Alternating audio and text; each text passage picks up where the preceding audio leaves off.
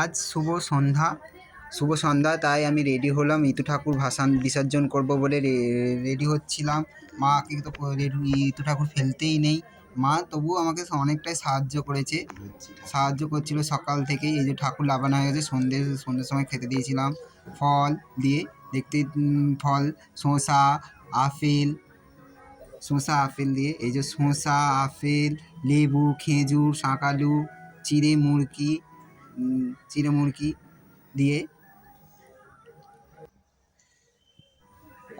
এই যে ঠাকুর লাগানো হয়েছে। ফাইনালি ঠাকুরকে এবার বিসর্জন করব বলে রেডি হচ্ছিলাম।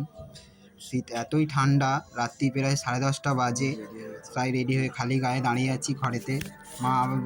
মা বলল ধুতি পরতেই হবে, তাই আমি খালি গায়ে দাঁড়িয়ে আছি। মায়ের সাথে একটু রেগে গেছিলাম ঠান্ডার সময়। ধুতি তো পরলুম, এবার এত ঠান্ডা লাগছে যেন মনে হয় ধুতিটা খুলে রেখে দিই।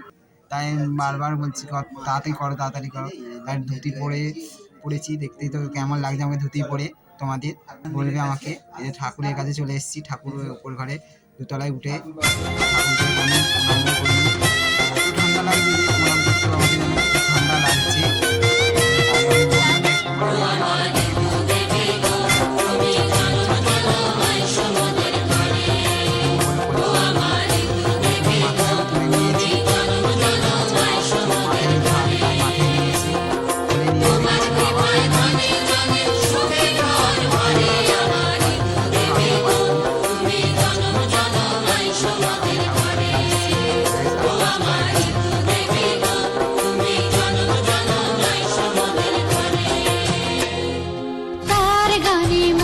হলো আকাশ বাতাস, তার আলো মোছে কুয়াশার না দুপাশ।